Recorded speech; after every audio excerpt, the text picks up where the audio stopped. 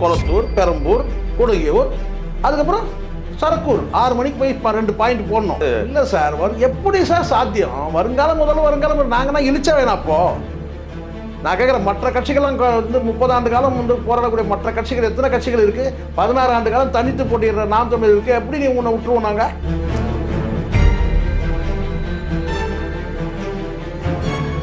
பெண்கள் வந்து தப்பாக பேசுகிறாங்க அப்படின்னும் போது அந்த பெண்களை வந்து கண்டிக்காமல் ரசிக்கிற மனோபாவம் இருக்கும்போது ஏன் வந்து கடந்த காலத்தில் வந்து தன்னை தேடி வந்த ரசிகை என்ற முறையில் வந்து தன்னை தேடி வந்த பெண்களை ஏன் வந்து இவன் வந்து மிஸ்யூஸ் பண்ணியிருக்கூடாது, அப்யூஸ் ஏன் பண்ணியிருக்கக்கூடாது?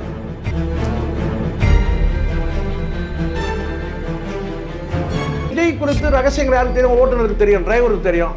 டிரைவர் மகனுக்கு சீட்டை கொடு, அவர் பேசுவார் வழியில் வந்து. இப்போ ராஜேந்திரன்ற அவருடைய டிரைவர் சார், அவங்க மகனுக்கு வந்து விருகம்பாக்கம் தொகுதியில் சீட்டு கொடுத்தாச்சு.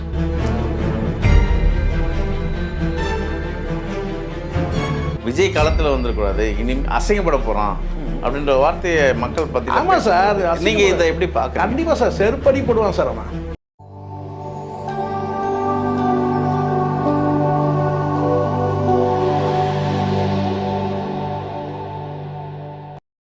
சென்சூட் தமிழ் நேயர்களுக்கு வணக்கம். இன்றைய நேர்காணலில் நம்மோடு இணைந்திருக்கிறார் மூத்த ஊடகர் திரு சேக்குவார் அவர்கள். வணக்கம் சார். வணக்கம் சார். வணக்கம் சார். இன்னைக்கு விஜய் பெரம்பூரில் பிரச்சாரம் மேற்கொள்ள போகிறார் சார். நிறைய தடைகள் எல்லாம் இருக்குது, ரொம்ப தடைகள்லாம் பண்ணாங்க அப்படின்னு ஒரு வார்த்தை வருது. பிரச்சாரத்தில் ஏன் ஒரு வேட்பாளர் பிரச்சாரம் பண்ணக்கூடாதா? அது பெரிய கேள்வியாக இருக்குது. நான் இது தகவல் வந்தோடனே எனக்கு பெரம்பூரில் தெரியலையா, எனக்கு பரிச்சயமான தொகுதி பெரம்பூர். ஏன்னா வளர்ந்த தொகுதி, நீங்கள் பல ஆண்டுகள் வாழ்ந்த தொகுதி. இதெல்லாம் இருக்கும்போது இப்போ கூட அட்ஜஸ்டன்ட் அது பக்கத்தில் தான் நம்ம குடியிருக்கிறோம். அதனால சொன்னேன், குறிப்பாக கொளத்தூரும் சொல்லுவேன், பெரம்பூர் தொகுதியும் சொல்லுவேன், திருவிக நகரும் சொல்லுவேன். இங்கெல்லாம் வந்து பார்த்திங்கன்னா தொடர்ச்சியாக வேலைகள் நடக்குது. அது வந்து காரணம் கேட்டால் முதலமைச்சர் தொகுதின்றதுனால சொல்லுவாங்க இல்லையா, அந்த வயலுக்கு தண்ணி பாய்ச்சும் போது கொஞ்சம் வாய்க்காலையும் போகல, அந்த மாதிரினா கொளத்தூர் தொகுதியை வந்து வெள்ளி, தங்கம் இதெல்லாம் ஊற்றின்னு இருக்காங்க. கண்டிப்பாக இது அங்கே கருங்கல் இது முதலமைச்சர் தொகுதியில் நான் பாரபட்சம் பேசுகிறேன், புரியுது சொல்லு. முதலமைச்சர் தொகுதியில் வந்து வெறும் கருங்கல் ஜல்லி போட்டுலாம் ரோடு போடல, வைரம், வைடூரியம், மாணிக்கம் இதெல்லாம் போட்டு தான் வந்து ரோடே போடுறாங்க. கிட்டத்தட்ட வந்து ஜொலிக்குது சார் வந்து கொளத்தூர் தொகுதி. அங்கே ஒரு பைத்தியம் வந்து நிற்குது, எது இந்த விஎஸ் பாபுன்னு சொல்லிட்டு அவன் தண்டலுக்கு வட்டிக்கு பணம் கொடுக்குற ஆள் யார்? இந்த விஎஸ் பாபு வந்து அப்டு அவங்களுக்கு வந்து பார்த்தீங்கன்னா எங்கேருந்து போகுது. விஎஸ் பாபுவை பற்றி கண்டிப்பாக பேசி ஆகணும் இந்த இடத்துல. ஏன்னா விஎஸ் பாபு வந்து டிஎம்கேல இருந்தவர், அவங்க பிரதர்ஸ் எல்லாமே இருக்காங்க. இவங்க எல்லாருமே வந்து இந்த மைக்ரோ ஃபைனான்ஸ் சொல்லுவாங்க பார்த்தீங்கன்னா, அந்த கடையாக அந்த தண்டல் கொடுப்பாங்க. பல வியாபாரிகளை வந்து கசக்கி பிழிகிற நபர்கள் அவங்க. ஒரு முறைன்றதை நான் வருஷம் டக்குன்னு சொல்ல தெரியல, எனக்கு சொல்ல முடியல. தொகுதிக்கு கொடுத்த பணத்தை தொகுதிக்கு செலவு பண்ண பணத்தை செலவு பண்ணாமல் தோல்வியை தழுவின நபர் தான் இந்த விஎஸ் பாபு. அப்படின்னா சொல்கிறது, நம்பிக்கை இல்லாத மனிதர், எதிர்கட்சி நபர்கிட்ட பணத்தை வாங்கிக்கிட்டு வந்து தோக்கிறதுக்கும் தயாராகக்கூடிய நபர் அவர். ஓகே, அதெல்லாம் கடந்த காலத்தில் நடந்துச்சு. வெற்றிவேல் ஜெயிச்சார். எப்படி ஜெயிச்சார்? அதே பெரம்பூர் தொகுதியில் காலமாக திமுக கிட்ட இருக்கிற தொகுதி சார் அது. திமுக கூட்டணி கொடுத்தா கம்யூனிஸ்ட், அதிமுக சான்ஸே கிடையாது. ஆனால் வெற்றிவேல் ஜெயிச்சார். அப்போது இந்த இடத்துல இதான் புரிஞ்சிடும். திரும்ப வெற்றிவேல் காங்கிரஸ் வந்து அதிமுக வந்தவர். வெற்றிவேல் வந்து இப்போ இல்லை, உயிரோடு இல்லை. ஆனால் காங்கிரஸில் இருந்தவர், காங்கிரஸ் மூப்பனாருக்கு நம்பிக்கைக்குரியதாக இருந்தவர். மூப்பனார் காலத்துக்கு பிறகு அவர் வந்து அதிமுக வந்துடுறாரு. அதிமுகவில் வந்து அவர் வெற்றி பெறாருன்னு வச்சுங்க அந்த தொகுதியில். அப்போது எனக்கு தெரிஞ்சு நானே 80களிலிருந்து பார்த்துட்ருக்கிறேன். வந்து அதுக்கு முன்னாடி கூட திமுக கோட்டையாக இருந்தது. இளம்பருதி இருந்தார். இளம்பருதிக்கு பிறகு தான் வந்து பருதி இளம்பருதி ஜெயிச்சார். அதுக்கப்புறம் வந்து இல்லை சொல்கிறது, அதாவது கேட்டால் பருதி இளவழுதிக்கு அந்த தொகுதியில் 82 போட்டிட்டார். எனக்கு தெரியும், நான் ஸ்கூல் போயிட்டு வரும்போது அவர் பிரச்சாரம், அதாவது வாக்கு கேட்டு வீடு வீடாக வராரு. ரொம்ப இளம் வயது. நான் 9ஆம் கிளாஸ் படிக்கிறேன், 10வது படிக்கிறேன். அப்போ வந்து ஓட்டு கேட்டு வராரு பெரம்பூர் எங்கள் வீடு, அதாவது நான் இருக்கிற அந்த குடியிருந்த வீட்டுக்கு. இவர் வந்து வெளில வாசலில். எதுக்காக இதை நான் சொல்கிறேன்னா, முழுக்க டிஎம்கே பெல்ட்டு. அந்த இடத்த வந்து விஎஸ் பாபு வந்து கோட்டை விட்டார். அதுக்கு என்ன காரணம் கேட்டால் கொடுத்த பணத்தை செலவு பண்ணல. அதுக்கப்புறம் போய் திமுகவில் வந்து ஒரு குழுவாக போய் சட்டையை பிடிச்சி அந்த பணத்தை திருப்பி வாங்கின அந்த கதைகள்லாம் இருக்குது. விஎஸ் பாபு கதை பேசினா ஒரு நாள் ஃபுல்லாக பேசலாம், நமக்கு அது நோக்கம் கிடையாது. விஎஸ் பாபுன்னு அவ்வளோ பெரிய ஆளும் கிடையாது. நம்ம இருக்கிற வேலையெல்லாம் விட்டு வந்து ஒரு இவர் கதையை எடுத்து பேசலாம். ஆனால் இன்றைக்கி வந்து போய் எங்கே போய் நிற்குதுங்கன்னா பலியாடு அங்கே போய் நிற்குது. எங்கே நிற்குதுன்னா குளத்தூரில் போய் நம்ம வந்து விஜய்ன்ற முகத்தை காமிச்சு முதலமைச்சர். ஏன்னா அது முடியாதுன்னு சொல்கிறேன். காரணம்னா வெள்ளியும் தங்கத்தையும் உருக்கி ஊற்றி இருக்குதுடா தொகுதியில். ஜல்லியில் போட்டு ரோடு போடலடா. இது ஜல்லியில் ரோடு இல்லை, காவாலாம் வந்து பார்த்தோன்னா கால்வாய் படி நடந்தது கேட்டினா தங்க தகுதியில் தான் வந்து கால்வாய் அமைச்சு. இதை கேட்டால் விஎஸ் பாபுக்கு வந்து பயம் வந்துடும். ஏன்னா உண்மையை தான் நான் சொல்கிறேன். ஏன்னா நீங்கள் சொல்கிறீங்களா பள்ளம் வெட்டி வச்சுக்குது குழி வெட்டிச்சுது. இது பள்ளம் இன்றைக்கி வெட்டலையா, அது வந்து என்னைக்கு 21 வெட்டின பள்ளம். அது இது பள்ளத்தை வெட்டுவாங்க, திருப்பி மூடுவாங்க, பள்ளத்தை வெட்டுவாங்க. அவ்வளோ வேலைகள் நடக்குது சார். தொகுதியில் அவ்வளோ வேலை நடந்திருக்கு. அந்த தொகுதியில் வந்து கல்யாண மண்டபங்கள் வந்து பார்த்தீங்கன்னா அவ்வளோ மண்டபங்கள் உருவாக்கி இருக்கிறாங்க. அவ்வளோ என்னென்ன வேலைகள் நடந்து பெரிய லிஸ்ட்டே எடுக்கணும். இப்போ தேர்தல் நேரத்தில் இவ்வளோ வேலைகள் குளத்தூர் தொகுதியில் இவ்வளோ வேலைகள் லிஸ்ட்டு விட்டாங்கன்னா அது டிஎம்கேவே நெகட்டிவ் ஆகிடும். ஏன்னு கேட்டால் ஏங்க முதலமைச்சர் தொகுதியில் மட்டும் இவ்வளோ வேலை நடந்தது, எங்கள் தொகுதியெலாம் இப்படி நடக்கலையே அப்படின்னு ஒரு கேள்வி வரும். அதனால் இந்த பள்ளம் வெட்டினால ஒரு 15 நாளுக்கு முன்னாடியே அங்கே வந்து கால்வாய் பண்ணி அங்கே வேலை செய்கிறாங்க. விஜய் வராருன்றதுக்காகலாம் கிடையாது. நீங்கள் முதல்ல அனுமதி கேட்கறதுக்கு முன்னாடி போய் தொகுதியை போய் சுற்றினீங்களா? முதல்ல பெரம்பூர் தொகுதியில் போட்டிருக்கீங்க. எவனாவது பெரம்பூர் தொகுதி ஃபுல்லாக வந்து பார்த்தீங்கன்னா ஒரு ரவுண்ட் அப் பண்ணியிருப்பாங்க. யாராவது ஒருத்தர் டிவிக்கில் இருக்கான். அப்போ அது தெரியாமே பள்ளத்தை வெட்டி வச்சாங்க, குழி மூடி வச்சாங்க, குழி திறந்து வச்சாங்கன்னு சொன்னால் அப்புறம் அது பொருள் கிடையாது. இப்போ விஜயோட அந்த பிரச்சார யுக்தி முதல்ல நான் இப்படி கேட்குறேன். இல்லை, அவங்களோட டைம் ஸ்லாட்டு போட்டுருக்காங்க. 11 மணிலேருந்து 6 மணி வரை எந்தெந்த ஏரியா அப்படின்னு போட்டிருக்காங்க. ஆனால் எல்லா வேட்பாளர்களும் 10 மணி வரை தேர்தல் ஆணையம் நேரம் விதித்திருக்கு. 10 மணிக்கு மேலே பிரச்சாரம் பண்ணக்கூடாது. ஆனால் தலைவர் விஜய் அவர்கள் 6 மணிக்கே முடிச்சுக்கிற தன் பிரச்சாரத்தை. அதுக்கு நீங்கள் ஏதாவது ஒன்று சொல்லுவீங்க? 6 மணிக்குன்னா அப்படி கிடையாது சார். ஒரு அம்பத்தூரில் ஒரு பிரச்சாரம் இருக்குன்னு வச்சுங்களேன், பெரம்பூர் அந்த மாதிரி அம்பத்தூர், பெரம்பூர், கொடுங்கையூர் இப்படி இருக்கு இல்லையா? அப்படி இருக்கும்போது பார்த்தீங்கன்னா அடுத்தது வந்து பார்த்தீங்கன்னா அது சரக்கூருக்கு போகணும். சரக்கூர் எத்தனை மணிக்கு சார்? அம்பத்தூரில் ஒரு காலையில் போடுவார், ஒரு மீட்டிங் ஒரு 2 பாயிண்ட்டில் போடுறாரு சார். அடுத்தது பெரம்பூரில் ஒரு 2 பாயிண்ட் போடுறாரு, கொடுங்கையூரில் 2 பாயிண்ட் போடுறாரு வச்சுக்கலாம். அடுத்த பாயிண்ட் போடுறாரு. அடுத்த பாயிண்ட் ஆமாம் குளத்தூர். அதான் நான் சொல்கிறேன், அம்பத்தூர், குளத்தூர், பெரம்பூர், கொடுங்கையூர், அதுக்கப்புறம் சரக்கூர். 6 மணிக்கு போய் 2 பாயிண்ட் போடணும் சார். நிற்கிறதே பெரம்பூர் சார். பெரம்பூர் தான் நிற்கட்டும் சார். எங்கேயோ சார் மொத்தம் என்ன கேட்டால் 6 மணிக்கு மேலே சரக்கூருக்கு போய் ஆகணும். அது எங்கே இருக்குது? பனையூர். ஆமாம், பனையூரில் தான் சரக்கூர். பாருங்க, எல்லாமே ஊர் முடியுது. வேறே மாற்றிடுவாங்க சார். ஆட்சி வந்த பிறகு அந்த சொல்லிட்டா நான் வந்து எஃப்ஐஆரை டெலிட் பண்ணுறேன்ட்டான்.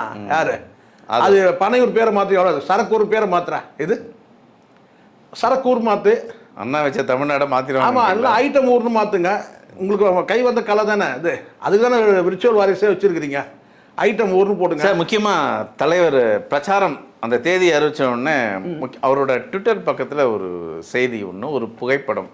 அவரோட தோழி த்ரிஷா வந்து தாவேக்கா கொடி போன்ற ஒரு கலரில் ஒரு ஃபோட்டோ பகிர்ந்துருக்காங்க.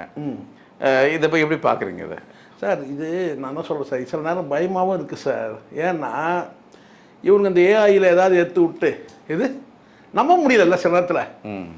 த்ரிஷாவும் வந்து விஜயும் வந்து இல்லை, விஜயோட ட்விட்டர் பக்கம், விஜய் ட்விட்டர் பக்கத்தில் போட்டிருக்காருன்னா அப்போ விஜய் போட்டிருக்காரு. விஜய் போட்டிருக்காரு தாவேக்கா கொடியோடு அந்த கலர் மஞ்சள் சிகப்பு கலர் இருக்குல்ல, தாவேக்கா கொடி வரணும். அதில் த்ரிஷா அந்த உடை அந்த கலரில் உடை அணிஞ்சு விஜயோட ட்விட்டரில் போட்டிருந்தாங்கன்னா அப்போ அது கன்ஃபார்ம்னு அர்த்தம். அதை தான் நான் சொல்கிறேன். 2 தொகுதியில் ஜெயிச்சாருன்னா ஒரு தொகுதியை தோத்துட்டு அந்த தொகுதியில் நிற்க வைப்பார் சார். நான் சொன்னேன்னா இல்லையா? அதெல்லாம் நடக்கலாம் சார். நான் ஏன்னா ட்விட்டர் பேஜே ஆனான்னு சந்தேகமாக இருக்குது. அது நம்ம பார்க்கணும் போயிட்டு. அவர் தானா அதிகாரப்பூர்வமாக, அப்புறம் அதில் திடீர்னு இது ஃபேக்கு, நான் போடவே இல்லை அப்படின்னு கூட சொல்லலாம். அவனா வெக்கமான இல்லாத நபர்கள் வந்து எப்போ வந்து மனைவி குற்றச்சாட்டை சொன்னபோது நீங்கள் வந்து ஒரு கல்யாணத்துக்கு கூப்பிட்டு போனீங்க, அப்பயே கதை முடிஞ்சிச்சு. இது என்ன கேட்டால் ஒரு வகையில் நல்லது சார். இப்படி பண்ணு, ஏன்னா அவன் அரசியல் வாழ்க்கையை முடிஞ்சிருச்சு. அது புரியுங்க சொல்கிறது. இப்படி முடிஞ்சால் ஒரு நல்லது தானே அது. ஒரு நாளும் நான் சொல்கிறேன், மீண்டும் ஒரு எம்ஜிஆர் வர முடியாது, மீண்டும் ஒரு ஜெயலலிதா வர முடியாது. இவங்க கற்பனை உலகத்தில் இருக்கிறானுங்க. அதெல்லாம் வந்து எங்கள் அப்பன் காலத்தில் ஏமாந்துட்டான். எங்கள் அப்பன் காலத்தில் எங்கள் பாட்டன் காலத்தில் ஏமாந்துட்டானுங்க. இப்போ நம்ம காலத்தில் வந்து பார்த்திங்கன்னா அடுத்த ஜென்ரேஷனுக்கு நமக்கு ஒரு கடமை இருக்குது. நல்ல தலைமையை கொடுக்கணும் தமிழ்நாட்டில். நாம் தலைமை வரலனால் கூட நல்ல தலைமையை கொடுக்குற வேலை நமக்கு இங்கே அத்தனை பேருக்கும் அந்த கடமை இருக்குது. பொறுக்கிகளை கொண்டு வந்து உட்கார வைக்க முடியாது. சொல்லலாம், ஐயோ இந்த இடத்துல யார் ஆபத்தானவன், 3 நபர்கள் இருக்கிறான் சார். 3 நபர்கள்கிட்ட வந்து பார்த்தீங்கன்னா வந்து இந்த நாடு வந்து பார்த்தீங்கன்னா போயிடும்னு சொல்லும்போது முதல் நபர் யார்? ஊழல்வாதி. இன்னொருத்தன் யார்? ரவுடிசம் பண்ணுறவன். இன்னொருத்தன் யார்? மென்டல். முதல்ல யார்கிட்ட நாட்டை காப்பாற்றுப்பீங்க? முதல்ல யார்கிட்ட காப்பாற்றணும்? மென்டலுங்கிட்ட முதல்ல காப்பாற்றணும். அதுக்கப்புறம் பார்த்துக்கலாம். இது ஊழல்வாதிகிட்ட பார்த்துக்கலாம், ரவுடிசம் பண்ணுறவங்கிட்ட பார்த்துக்கலாம், மதவாதிகள்கிட்ட பார்த்துக்கலாம், சாதியவாதிகள்கிட்ட பார்த்துக்கலாம். இல்லை ஆனால் இங்கே முக்கியமாக பாருங்க வந்து எத்தனை பேர். ஆனால் முதல்ல யார்கிட்ட காப்பாற்றணும் நாட்டை வந்து கேட்டால் மென்டல். ஏன்னா மென்டல் வந்து எந்த நேரத்தில் என்ன செய்வான்னு தெரியாது. சரி, முக்கியமான விஷயம், திமுக ஆகட்டும் அதிமுக ஆகட்டும் மற்ற கட்சிகளாக இருக்கட்டும், இவங்கெல்லாம் கூட்டணியில் தான் நிற்கிறாங்க. 2 கட்சி தனித்து போட்டி, ஒன்று தாவேகா, இன்னொன்று நாம் தமிழர் கட்சி. இங்கே திமுக தரப்பில் 171 தொகுதியும், மற்றது கூட்டணி கட்சிகள். அங்கே அதிமுக தரப்பில் அதே தான் 172 170 நினைக்கிறேன். அவங்களும் அந்த தொகுதி கணிசமான தொகுதியை நிற்கிறாங்க. மற்றவர்கள்லாம் கூட்டணிக்கு விட்டு கொடுத்துருக்காங்க. இங்கே களத்தில் ஒரு கட்சி 234 தொகுதியிலும் யார் நிற்கிறாருன்னா அது நாம் தமிழர் கட்சி. மற்றொன்று தாவேக்காவில் 233 தான். ஒன்று வந்து இன்னொரு கூட்டணி கட்சி இன்றைக்கி நேற்று போய் சேர்ந்துருக்காங்க, தமிழக ஜனநாயக மக்கள் கட்சின்னு. இப்போ இது மாதிரி களத்தில் டைரெக்டாக ஒரு மோதிர 234 தொகுதியிலும் அப்படி ஒரு கேண்டிடேட்டை முன்னறிவிக்க போகிறதுனா விஜயம் சரி சீமானும் சரி. இங்கே திமுக இலக்கு வந்து 200, அதே போல் அதிமுக இலக்கும் 200. தாவேக்கா தரப்பில் 234 நம் தொகுதி அப்படின்றாங்க. வெற்றி வாய்ப்பு எப்படி சார் இருக்கும்? சார் இங்கே 234 தொகுதியில் வந்து தனித்து போட்டிடுற சீமான் வந்து இதுவரையில் 234 தொகுதியில் நாங்கள் வெற்றி பெறுவோன்னு சொல்லலை. புரியுது சொல்லலாம். யதார்த்த கள நிலவரம் வந்து உண்மையை பேசக்கூடிய ஒரு தலைவர் வந்து ஒருபோதும் அப்படி சொல்லவே மாட்டாங்க. அப்படி நான் சொல்கிறது பொய்யான ஒரு நம்பிக்கையை கூட சொல்லக்கூடாது, அல்லது கற்பனையோ அல்லது வந்து பார்த்தீங்கன்னா நீங்கள் கனவை கூட சொல்லலாம், ஆனால் கற்பனையை சொல்ல முடியாது இல்லையா? சொல்லலாம், கனவு சொல்லலாம். எங்களுக்கு ஒரு நாள் நாங்கள் 234 தொகுதியில் நாங்கள் வெற்றி பெறுன்றத ஒரு இலக்கு, தொலைதூர இலக்காக சொல்லலாம், கனவாக சொல்லலாம். ஆனால் இந்த தேர்தலில் களத்தில் வந்து நாங்கள் 234 கேண்டிடேட் ஜெயிச்சு நாங்கள் வந்து முதலமைச்சர் ஆகிடும் சொன்னோன்னா அவன் ஒரு மனநோயாளி. விஜய் பொறுத்த வரைக்கும் ஒரு மனநோயாளி. அவன் அப்படியாவது சொல்லி அவனை தேர்த்திக்கலான்னு பார்க்குறான். எப்படி அப்படி சொல்லி மனதை வந்து திருப்தி பண்ணுறது. அவன் கூப்பிடலாம் இல்லையா, ராஜ்மோகன் வருங்கால முதல்வர் அவர்களே அப்படியாவது சொல்லி ஆசையை தீர்த்துக்கடா, வேறு என்ன செய்ய முடியும்? நடக்க போகிறது இல்லை. ஒரு கற்பனையில் வந்து பார்த்திங்கன்னா வந்து ஏஐ மூலமாக இப்போ இருக்க ஏஐ மூலமாக ஒரு 10 முதலமைச்சர் இருக்கையில் உட்காந்து கையெழுத்து போடுற மாதிரி. இது பக்கத்தில் வந்து இந்த பக்கம் வந்து அந்த பெஞ்சிலேயே அந்த சேர்லேயே நாற்காலியிலே சைடில் வந்து அவர் மனம் விரும்பிய நடிகை உட்காந்துருக்கிற மாதிரி, இல்லை இந்த சைடில் ஒரு நடிகை 2 பேரும் உட்காந்துருக்கிற மாதிரி அவர் கையெழுத்து போடுற மாதிரி கூட அப்படி கூட ஆசை போட்ட தீர்த்துக்கலாம் ஆசையை. அதுனா ஏஐயில் சொல்லிட்டா உடனே பதிவிறக்கம் ஆக போகுது. தலைவர் முதலமைச்சர், இடதுபுறம் வந்து நடிகை, இந்த சைடில் ஒரு இடதுபுறம் நடிகை, 2 நடிகையும் போட்டு ஒரு படத்தை கொடுன்னு சொன்னால் கொடுக்க போகுது ஏஐ. அதை பார்த்து ஃப்ரேம் பண்ணி மாட்டி அப்படியே சிலாகிச்சிக்கிட்டு சரக்கு அடிச்சுட்டு அப்படியே ஸ்நாக்ஸ்லாம் சாப்பிட்டுக்கிட்டு முதலமைச்சர் ஆகிட்டான் வெறிங்க, அவ்வளோதான். வருங்கால மக்களின் முதல்வரை பார்த்து இது மாதிரி சார் இல்லை சார், எப்படி சார் சாத்தியம்? வருங்கால முதல்வர் நாங்கன்னா இழிச்சா வேணாம். அப்போது நான் கேட்குறேன், மற்ற கட்சிகள்லாம் வந்து 30 ஆண்டு காலம் வந்து போராடக்கூடிய மற்ற கட்சிகள் எத்தனை கட்சிகள் இருக்குது? 16 ஆண்டு காலம் தனித்து போட்டிடுற நாம் தமிழர் இருக்குது. எப்படி நீ உன்னை விட்டுருவோம்? நாங்கள் எப்போ அவனை விடுவோம்? அந்த அளவுக்குலாம் நீ வந்து ஒர்த்து கிடையாது. அவன் பாணிலே சொல்லுவான். விஜய்லாம் அவ்வளோ ஒர்த்துலாம் கிடையாது. 234 ஜெயிச்சுடுவே. நீ 5 தொகுதியில் ஜெயிக்க முடியுதான்னு பார்க்கணும். முதல்ல எவ்வளோ? 5 தொகுதி, 5 எல்லாத்தையும் டெபாசிட் இறக்க போறீங்க நீங்கள். ஆளப்பட்ட 70 ஆண்டு கால அரசியல் பார்த்த திராவிட கட்சிகளே தொகுதி வேட்பாளர் நிற்க வந்து தகுதி நிறுத்தம் போடுறாங்க. இங்கே 234 தொகுதியில் ஆள் நிறுத்தது சாதாரண விஷயம். அதான் இப்போ சமீபத்தில் ஒரு இது பார்த்தேன், ஒரு படம் ஒன்று, விஜய் சேதுபதி நடித்த படம், ஒரு வெப் சீரிஸ் பார்த்தேன். அதில் வந்து பார்த்தா முத்து என்ற காட்டான்னு சொல்லிட்டு, முத்து என்கின்ற காட்டான் படத்தோட டைட்டில். அதில் வந்து பார்த்தீங்கன்னா விஜய் சேதுபதி வந்து என்ன வியாபாரம் பண்ணுவார்னு கேட்டிங்கன்னா, ஆட்டு புழுக்க வியாபாரம் பண்ணுவார். ஆட்டு புழுக்க எருவுக்கு பயன்படும் இல்லையா, அதெல்லாம் ஆட்டு புழுக்க என்ன செய்வார் கேட்டிங்கன்னா வந்து ஒரு குட்டியான வண்டி வச்சு என்ன கேட்டால் வீதி வீதியாக போய் ஆட்டு புழுக்கன்னு கேட்பார். அப்போது ஒவ்வொருத்தரும் ஆட்டு புழுக்க வாங்கி கொட்டுவாங்க அந்த வண்டியில் முழுவதுமாக. அந்த மாதிரி தான் இருக்குது. ஆட்டுப்புழுக்க கை நிறையன்னு சொல்லி ஒரு கிராமத்தில் சொல்வழக்கு உண்டு. ஆட்டுப்புழுக்க கை நிறைய அப்படி சொல்லிட்டு அந்த மாதிரி தான் நீங்கள் வந்து கை நிறைய சொல்லலாம் சொல்லிட்டு ஜெயிக்கணும்ல. உங்கள் வந்து நிற்க வைக்கிறது 234 கேண்டிடேட் நிற்க வைக்கிறது டிஎம்கேக்கு ரொம்ப கஷ்டமா, ஏடிஎம்கே ரொம்ப கஷ்டமா? நிற்கிறவன் ஜெயிக்கணும்ல. எல்லா பீஸும் பாருங்கள் மொக்க பீஸாக இருக்குது. 233 பீஸுமே மொக்க. எல்லாமே வந்து பார்த்தீங்கன்னா வந்து வாட்டர் மெலன் ஸ்டாக் டஃப் கொடுக்குறவனுங்க இவனுக்கு அத்தனை இல்லை. நீங்கள் பல முறை நேர்காணலில் இருக்குது, வேடிக்கை இருக்குது.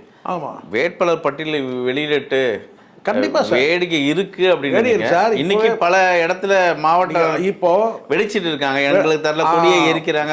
இது மட்டும் கிடையாது, அடுத்து இன்னும் இப்போ சொல்லிடுறேன். இப்பவே இப்போ அந்த ஏற்கனவே மாவட்ட செயலரை தரல, பதவி தரலன்ற அந்த பெண்மணி ஒருத்தி, ஆமா சார், தூத்துக்குடியில் அவன் ஃப்ரெண்டு நிற்கிறானே, அவன் போய் பிரச்சாரம் பண்ணுவானா சார்? அப்போ அவங்களுக்கு சீட்டு மறுக்கப்பட்டது. அதுதான் சார். யாரு கொடுக்குறாங்க? ஸ்ரீநாத்ன்றன்னு கொடுக்குறாங்க. ஸ்ரீநாத் யாரு? வேட்டைக்காரன் படத்துல காமெடி ஆக்டர் நடிப்பான் பாருங்க, மொக்க காமெடி பண்ணுவான். வைகி மகேந்திரன் எவ்வளவு பரவாயில்ல நினைப்பான், அந்த மாதிரி இருக்கும். அது போல மாவட்டம் ஃபுல்லா இது மாதிரி ஒரு பெரிய பிரச்சனை. அதுதான் சார். எப்படி சார் தூத்துக்குடியில் போய் இப்போ நிற்க முடியும்? வேற கேட்டட் யார்? நான் கேட்குறேன், அந்த பொண்ணுக்கு அஜிதாவுக்கு கொடுக்கவே இல்லை. அவங்க அப்பா அவங்க அண்ணன் வந்து பில்லா ஜெகன், அவன் டிஎம்கேல வந்து இருக்கிற நபர்.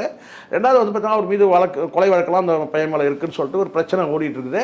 இப்போ நீங்கள் வந்து பார்த்தீங்கன்னா ஒதுக்கிறதுல ஒரு அர்த்தம் இருக்குது, அவர் டிஎம்கே சார்ந்தவர்னு சொல்லலாம். ஆனால் காலங்காலமாக அவங்க வீட்டில் போயிட்டு உட்காந்து சோறு தின்னுட்டு, குழம்பு ஊற்றி சோறு தின்னுட்டு எல்லாம் வந்து பார்த்தீங்கன்னா வந்து அவங்க வசதி வாய்ப்பெல்லாம் பயன்படுத்திக்கிட்டு அவங்ககிட்ட வந்து வசூல் வாங்கிட்டு எவ்வளோ செலவு பண்ணியிருப்பாங்க. பில்லா ஜெகன் ஃபேமிலி சொல்கிறேன், டோட்டல் ஃபேமிலி. அப்போவே எல்லாருமே ரசிகர், 2 கோடி மேலே செலவு பண்ணியிருக்காங்க. குடும்பமே ரசிகர் சார், விஜய் ரசிகர்கள். அப்போ எவ்வளோ ஒரு நம்பிக்கை துரோகம் அது, நம்பிக்கை துரோகம். இந்த நம்பிக்கை துரோகத்தில் நீ என்ன செய்ய கேட்டால் அங்கே ஒரு போட்டி வேலைப்பாடு நிற்கிறதுக்கு தயாராக இல்லை, ஆளே இல்லை. தூத்துக்குடியில் போட்டது கீதா ஜீவன் எதிர்த்து நிற்கிறதுக்கு ஆள் இல்லை. ஆனால் இப்போ என்ன பண்ணுற நீ, இங்கேருந்து ஸ்ரீநாத்னு ஒரு ஜோக்கர் ஒருத்தர் இருக்கலாம், காமெடி நடிகர், அவனை போய் அனுப்புகிற. அவனை வந்து என்ன செய்யறான்னு கேட்டால் இப்படின்ட்டு இப்படின்றான். பார்த்துட்டு இருப்பீங்க நீங்கள். இப்போ புரியுதுங்களா? அங்கே மண்ணை கவ போகிறது உறுதி. பில்லா ஜெகனும் சரி இறங்கி அடிப்பான். டோட்டலாக வந்து அந்த அவன் ஜெயிக்கவே முடியாது. சரிங்களா? சும்மா சீனை ஓட்டலாம். ஒரு தொகுதியில் வந்து பார்த்தீங்கன்னா நான் நிற்கிற மச்சான் இருப்பான். இவங்களாம் ஒன்றா உட்காந்து சரக்கு அடிக்கிறது தானே சார். இவன் அந்த ஸ்ரீநாத் இவங்களாம் உட்காந்து நான் நிற்கிற மச்சான் இருப்பான், அவன் நிற்க வச்சிருப்பான். அவன் தோக்க தான் போகிறான்னு வச்சுங்களேன். அங்கே வந்து அஜிதாவுக்கு நின்று நிற்க வச்சதால கொஞ்சம் டஃப் இருந்திருக்கும். சரிங்களா? அந்த பொண்ணை ஏமாத்தினானுங்க, அது வசூலியும் வாங்கிக்கிட்டானுங்க, காசையும் வாங்கிக்கிட்டானுங்க, தலையில் குல்லாவும் போட்டு விட்டானுங்க. இந்த பாவம்லாம் வீண் போகாதுன்னு வச்சுங்களேன். சரிங்களா? இப்போ அடுத்தடுத்து இருக்குது. இப்போ நான் சொல்கிறேன் பாருங்கள். இப்போ நான் சொன்னேன்ல, இவன் நிற்க வைக்கிறதுக்கு கேண்டிடேட்டே கிடையாது சொன்னேன். அதே மாதிரி பார்த்தீங்கன்னா தெரியும், நேற்று முந்தானத்து வெளியே வந்தவங்க கூட அதிமுக வந்தவங்க கூட சீட்டு வாங்கினான். அந்த லட்சத்தில் இருக்குது. சரி, நிற்க வைக்கிற கேண்டிடேட் எல்லாம் பார்த்தீங்கன்னா சிலதெல்லாம் வந்து பார்த்தீங்கன்னா வந்து முட்டாள், மடையன், இப்படி தான் இருக்கிறானுங்க. இல்லைன்னா மொக்கையாக இருக்கிறானுங்க. சில பேர் ஐட்டங்கார மாதிரியே இருக்கிறானுங்க. சரி, இதெல்லாம் ஒரு பக்கம் இருக்கட்டும். ஐட்டங்காரனா என்ன? ஐட்டம்ன்ற வார்த்தையை அவனுக்கு தானே போட்ட பழகுனானுங்க. அப்படியே இவனே ஒரு ஐட்டம் மாதிரி தானே இருக்கிறான். சரிங்களா? அப்போது இந்த இடத்துல முழுக்க ஏன்னா ஒரு தலைவனுக்குள்ள ஒரு முகம் வேணும் சார். அது என்னடா ஒரு தாடி, இப்படி ஒரு தாடி, ஒன்று தாடி வச்சா தாடி ஃபுல்லாக வச்சுட்டு போ, இந்த மாதிரி வச்சுட்டு போ. அதுனா இப்படி கொஞ்சம் அப்படி கொஞ்சம் என்னவோ பண்ணி வச்சுக்கிறான்னு சில பார்க்குறதுக்கு எப்படி இருக்கிறானுங்க. ஒரு சிஎம் கேண்டிடேட் லட்சணமாவது. சரி, இதெல்லாம் விடுங்க, அவன் தேர போகிறதுல அது வேறு விஷயம். தேராத கதையை பேசி பிரயோஜனம் கிடையாது. இது ஒரு பக்கம் இருக்கும். தேர்தல் 234 கேண்டிடேட், இது 33 பேர் இந்த கதின்னா, தேர்தல் முடிஞ்ச பிறகு பார்த்தீங்கன்னா நீங்கள் தனியாக ஒரு நோட் புக்கு ஃபைல் போடணும். எது இந்த 41 எழுதுனீங்களா, அதுக்கு முன்னாடி ஒரு 3 எழுதுனீங்களா, அதுக்கப்புறம் அதுக்கு முன்னாடி ஒரு 6 எழுதுனீங்களா, இதுக்கு இடையில் வந்து பார்த்தீங்கன்னா 2, 1 இதெல்லாம் என்னது 2, 1, 43 இதெல்லாம் என்ன இறந்தவன் கணக்கு. இப்போ தஞ்சாவூர் ஒருத்தர் இறந்தான் கணக்கு வச்சா. இப்போ தேர்தலுக்கு முன்னாடி இந்த கணக்கு, தேர்தலுக்கு பின்னாடி ஒரு கணக்கு போடுங்க. யாரெல்லாம் ரயில் முன்னாடி பாய்ந்த வேட்பாளர் இது, அப்புறம் விஷத்தை குடிச்சு வந்து பார்த்தீங்கன்னா வந்து வேட்பாளர், அதுக்கப்புறம் வந்து தூக்கு கயிறு மாட்டின வேட்பாளர். ஏன் சார் அப்படி சொல்லுங்க சார்? இதெல்லாம் வரும் சார். இப்போ எழுதி வச்சு நான் சொல்றது நடக்கல. இப்போ நீங்க குறிப்பிட்டு பேசுன மாதிரி சில காணொளிகளும் ஆடியோக்களும் ரிலீஸ் ஆயிருக்கு. நீங்க பாருங்க சார். பெண்கள் பாலியல் ரீதியா துன்புறுத்தது தனி கேஸ் சார். அது தனி சார். நான் சொல்றது ஒரு உயிர் போற கேஸ் சொல்லிட்டு இருக்கேன். அது விஜய் கிரைம் தனி, கிரைம் சீட்டு வாங்கி தரேன், விஜய் பக்கத்துல நிக்க சார் அப்படின்னு நிறைய காணொளிகள் நிறைய பேர் பெண்களை வந்து அபியூஸ் பண்ணிருக்காங்க. ஒரு கட்டத்துக்கு மேல நீங்க ரொம்ப தோண்டி போனீங்கன்னா இப்ப விஜய் மீதே நம்ம சந்தேகம் வருது சார். விஜய் மீது ஓப்பனாக பேசுறதுக்கு யாரும் தயங்குறாங்க, பயப்படுறாங்க. ஐயோ நம்ம ஓட்டு போயிருமோ ஐயோ சொன்னாங்க. அதெல்லாம் கிடையாது. விஜய் மீதே இப்போ சந்தேகம் வருது. பெண்கள் வந்து தப்பாக பேசுகிறாங்க அப்படின்னும் போது அந்த பெண்களை வந்து கண்டிக்காமல் வந்து ரசிக்கிற மனோபாவம் இருக்கும்போது ஏன் வந்து கடந்த காலத்தில் வந்து தன்னை தேடி வந்த ரசிகைன்ற முறையில் வந்து தன்னை தேடி வந்த பெண்களை ஏன் வந்து இவன் வந்து மிஸ்யூஸ் பண்ணிடக்கூடாது? அபியூஸ் ஏன் பண்ணியிருக்க கூடாது. இல்ல விஜய் மேல எந்த குற்றச்சாட்டும் வரல இதுவரை.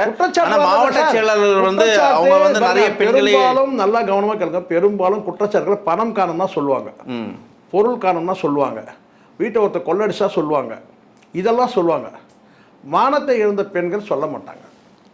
இல்ல சில பேர் இப்போ தகவல் அவங்களுக்குள்ளே அந்த மாவட்ட செயலாளர்கள் அவங்க உரையாடல் தான் வெளியே வந்திருக்கு. பெண்கள் உரையாடல் வரல. ஆமா, தலைவன் பண்ணா தொண்டன் பண்ணக்கூடாதா? நான் நிறைய பெண்களை இது மாதிரி பண்ணியிருக்கேன். இப்போ தலைவன் பண்ணா மாவட்ட செயலர் பண்ணக்கூடாதா? மாவட்ட செயலர் பண்ணக்கூடாதா? தலைவன் பண்ணா தலைவர் மட்டும் பண்ணலாமா? நடந்திருக்கும்னு சொல்ல வரேன் நான். ஏன்னா இப்படிப்பட்ட பெண்கள் தன்னுடைய ஆதர்ச நாயகன், ஆசை நாயகன், ஆதர்ச நாயகன்லாம் சொல்கிறதுக்கு ஒன்றும் கிடையாதுங்க, ஆசை நாயகன், சரிங்களா? ஆசை நாயகன், விருப்ப நாயகனுக்கு வந்து பார்த்திங்கன்னா இப்படியெல்லாம் பேசக்கூடிய பெண்கள் ஏன் வந்து விஜயோட வந்து பார்த்திங்கன்னா வந்து ஒரு ஷூட்டிங் ஸ்பாட்டில் சந்திப்புலையோ அல்லது வீட்டிலையோ சந்திக்கும் போதோ வந்து பார்த்திங்கன்னா வந்து பாலியல் ரீதியாக வந்து அப்யூஸ் பண்ணியிருக்க கூடாது. அதுக்கான சந்தர்ப்பம் இருக்குல்ல. இப்படி ரசிக்கிற மனோபாவம் உள்ள நம்ம இப்போ எனக்கு சந்தேகம் வருது இல்லை, பயங்கரமான சந்தேகம் வருது விஜய் மீது. ஏன்னா இதை ரசிக்கிற மனோபாவம் எப்படி? 4 பெண்கள் 4 விதமாக பேசுகிறாங்க சார். 4மே வந்து பார்த்தோன்னா வந்து விஜய் குறித்து தங்களுடைய எண்ணங்களை வெளிப்படுத்துகிறாங்க. கணவன் சொல்லி கொண்டாட்டின்னு வெளிப்படுத்துகிறாங்க.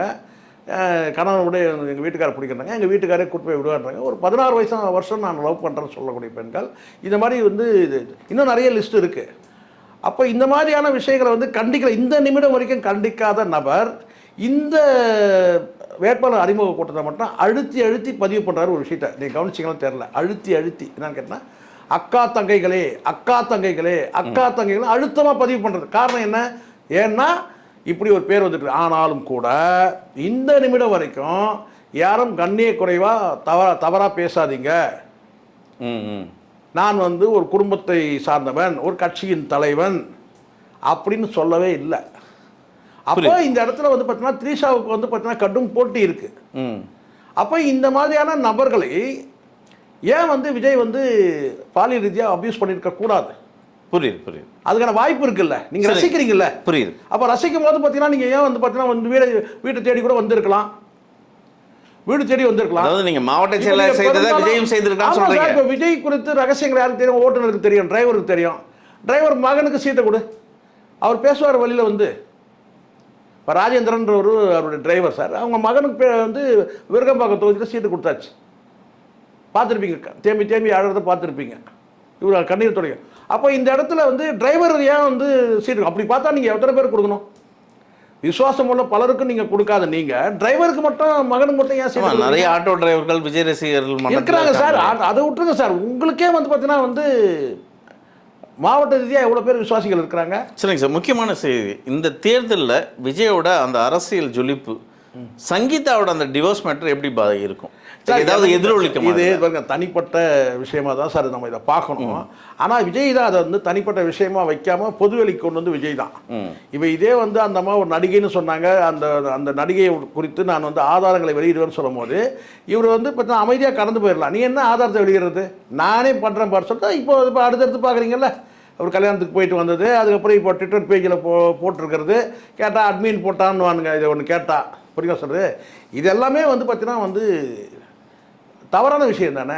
அதெல்லாம் அப்போ வந்து பார்த்தீங்கன்னா இந்த வந்து அவங்களுக்கு ஜீவனாம்சம் கொடுத்தாலும் என்ன கொடுக்கலாம் நமக்கு. ஆனாலும் வந்து சராசரியாக எந்த ஒரு யார் ஒருத்தருமே பொதுவாக வந்து ஒருத்தர் நம்பி வந்தவங்களை வந்து கைவிடுறதோ அல்லது அவங்களுடைய கண்ணீருக்கு ஆளாகிறதோ வந்து பார்த்திங்கன்னா அவங்களுக்கான அதுக்கான தண்டனை வந்து கண்டிப்பாக வந்து இயற்கை கொடுக்கும். இல்லைனா நீங்கள் கும்பிடுவீங்கள்ல பெருமாள், அப்புறம் விதவிதமாக சாமி வச்சுருக்கீங்கள, அந்த சாமிகள் வந்து தண்டிக்கும். நமக்கு அது கிடையாது, எனக்கு இயற்கையே தண்டிக்கும். இங்கே மனசாட்சி தான் அந்த உச்சநீதிமன்றம். இங்கே இருக்கிற கோர்ட்டோ, இங்கே இருக்கிற செங்கல்பட்டு கோர்ட்டு, இங்கே இருக்கிற வந்து Chennai court, high court, supreme court கிடையாது. ஒவ்வொரு மனுஷனுடைய மனசாட்சி தான் சுப்ரீம் கோர்ட். ஆனால் அதில் வந்து பார்த்தீங்கன்னா உங்களுக்கு வந்து நல்லாவே தெரியும் இது நாம் செய்கிறது தவறுன்ட்டு. தண்டிக்கும் போது தான் ஓ ரைட்டு நம்ம செய்ததுக்கு இதுதான் வினைன்னு சொல்லிட்டு சொல்ல முடியும். எப்படிப்பட்ட ஜெயலலிதாவுக்கே வந்து கடைசி வரைக்கும் மர்மமாக போச்சு, ஒரு பிள்ளை இருக்கா இல்லையான்றது மர்மமாக போயிடுச்சு. கடைசியில் அவங்க என்ன அவங்களோட இறுதி காலம் எப்படி முடிஞ்சுதுன்னு பாருங்கள். அது மாதிரி இங்கே எல்லாருக்குமே வந்து இறுதி காலங்களும் ஒன்று இருக்குது. பாவத்தை செய்தால் அதை அனுபவிக்கணும். அது வந்து பல பேர் சொன்னால் இதுதான் ஒன்றே வந்து கசப்பாக வந்து பிஹேவ் பண்ணுறது. எனக்கு அதெல்லாம் எனக்கு விருப்பம். எனக்கு வந்து நான் அதை பற்றி கவலைப்படுறேன் கிடையாது. தன் சொந்த குழந்தை இருக்கா இல்லையான்றதுக்கு மர்மமாக போயிடுச்சு. ஒருத்தருக்கு வந்து பார்த்தீங்கன்னா வாழ்க்கையோட வாழ்ந்துட்டு அதுவும் ரொம்ப டீப்பாக லவ் பண்ணவர்னு சொல்கிறாங்க வந்து இவர் யார், சோபன் பாபு. அதுக்கப்புறம் அவர் வந்து விலகி வந்து தான் இப்போ இந்த அரசியலுக்கு வந்து கடைசியில் சாதிச்சதுன்னா 40 ரூபா விழுந்துச்சு ஜெயலலிதா மீது.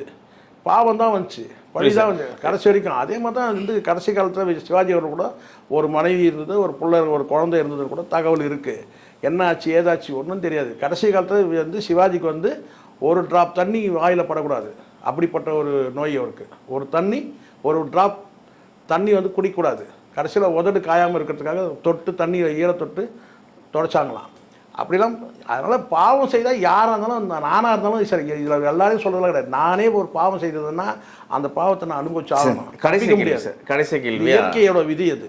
கடைசி கேள்வி, உங்களோட பார்வை எப்படி இருக்குன்னு பார்த்தீங்கன்னா, நான் இன்றைக்கி காலையில் ஆட்டோவில் அலுவலகம் வரும்போது பக்கத்தில் ஆட்டோக்காரங்க பேசிட்டு போனாங்க, விஜய் காலத்தில் வந்துடக்கூடாது, இனி அசிங்கப்பட போகிறான் அப்படின்ற வார்த்தையை மக்கள் பற்றி. ஆமாம் சார், நீங்கள் இதை எப்படி பார்க்க? கண்டிப்பாக சார், செருப்படி போடுவான் சார்.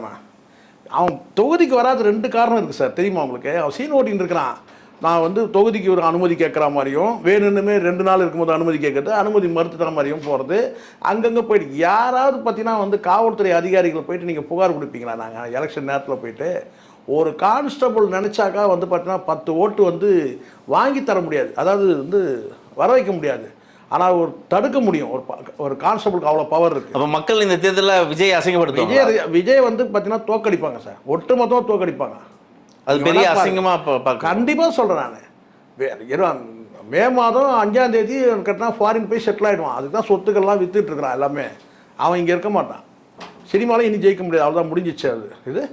அது அப்படியே போயிடும். ஜூன் நாயகன், ஜனநாயகன் வந்து ஜூன் நாயகன், ஜூலை, ஆகஸ்ட் நாயகன், டிசம்பர் நாயகன், அப்படியே போயிடும். அதெல்லாம் வந்து முடிஞ்சிச்சு. அதை பொறுத்த வரைக்கும் கேட்டால் அப்படியே வந்தாலும் தேர்தல் முடிஞ்ச பிறகு படம் வந்து கேட்டால் சிரிக்கிற மாதிரி ஆகிடும், காமெடி ஆகிடும். அந்த படம் ட்ராப் பண்ணிவிடுவாங்க. நீங்கள் வேணால் பாருங்கள், அது அப்படியே போயிடும், அவ்வளோதான். எனக்கு தெரிஞ்சு கேட்டால் விஜய் வந்து மே மாதம் 5ஆம் தேதி ஏதாவது ஒரு நாட்டில் வந்து மனம் விரும்பிய நடிகையோட வித்துட்டு கொண்டு போகிற சொத்தை வச்சு நடலாம். சங்கீதாவுக்கு செட்டில்மெண்ட் நடந்துடும், அவ்வளோதான். அவங்க கேட்குறது கிட்ட செட்டில்மெண்ட் தானே. ஒரு கட்டத்துக்கு மேலே வந்து அவங்க வந்து எல்லா டைவர்ஸும் அப்படி தான் சார் முடியும். இல்லை, சங்கீதாவை தான் சொத்துக்களெல்லாம் வித்துறாரு. இல்லை சார், எதுக்காக விற்கிறான்னா சங்கீதாவுக்கு பங்கு கொடுக்கணுன்றதுக்காக விற்கிறான். புரியுது? விற்கிறது கொடுக்க வேண்டாம். பெரும்பாலும் வந்து சொத்துக்களை எலெக்ஷனில் பெரும்பாலும் வந்து பார்த்தீங்கன்னா லீஸுக்கு தான் கொடுக்குற தகவலாக இருக்குது சார். சில சொத்துக்கள் விற்கிறாலும் தகவல் இருக்குது. அப்போது இது எல்லாம் என்னென்னா, இந்த இப்போ வந்து பார்த்தீங்கன்னா ஒரு பெரும் தொகை வந்திருக்கு. தலா வந்து 5 கோடி வாங்கியிருக்காங்க ஒரு கேண்டிடேட் கிட்டையும். இப்போ இந்த பணத்தெல்லாம் வந்து பார்த்தீங்கன்னா வந்து சேஃப்டி பண்ணுறதே வந்து பார்த்தீங்கன்னா திரிஷா கிட்ட தான் சேஃப்டி பண்ணுறான்றது ஒரு தகவல் இருக்குது. சரிங்களா? அப்போது இதுதான் உண்மை. இப்போது இவன் வந்து நம்ம ஏன் சார் கவலை பண்ணோம்? 234 பேர் கவலை பண்ணோம். எதனால் நான் சொல்கிறேன்? ஆஃப்டர் எலெக்ஷன் வந்து பார்த்தீங்கன்னா பெரிய லிஸ்ட்டை எடுத்து எழுதுங்க. எவெல்லாம் ரயில் முன்னாடி பாஞ்சான், எவெல்லாம் விஷம் குடிச்சு செத்தான், எவெல்லாம் தூக்கு போட்டு செத்தான் அப்படின்றத பாருங்கள். விதவிதமாக சாவானுங்க பாருங்கள். அப்போ அது ஒரு தனி லிஸ்ட்டு. அப்போது விஜய் பொறுத்த வரைக்கும் தன் மீது வழக்கு எதுவும் வராமல் கையில் இருக்க பணத்தை வச்சுட்டு பாதுகாத்துக்கிட்டு எஸ்கேப் ஆயிடும், அவ்வளோதான். அவங்க அரசியல் காலத்தில் நீங்கள் நினைக்கிற மாதிரி எம்ஜிஆர், காமராஜர் இதெல்லாம் கிடையவே கிடையாது. ஜான் வந்து அவனுக்கு ஒரு அமௌண்ட் செட்டில் ஆகணும். 30 கோடி பேசினான், கூட ஒரு 20 கோடி கொடுத்து 50 கோடி செட்டில் பண்ணி அவன் அனுப்பிடுவான், அவ்வளோதான். இவங்க எல்லாத்தையும் பிச்சுன்னு ஓடிடுவானுங்க. நீங்கள் ஒன்றா பாருங்கள், பேசுவோம் சார், நடக்குதா இல்லைன்னு பாருங்கள். இங்கே வந்து நான் சொல்கிறது இது வரைக்கும் நடந்து வந்திருக்கு, இதுவும் நடக்கும், பொறுத்து இருந்து பாருங்கள். பார்ப்போம் சார். விஜய் மக்கள் மத்தியில் எப்படி இருக்காரு, இந்த தேர்தல் பதில் சொல்லும். உங்கள் நேர்ந்தம் கருத்து மிக்க நன்றி. நன்றி சார்.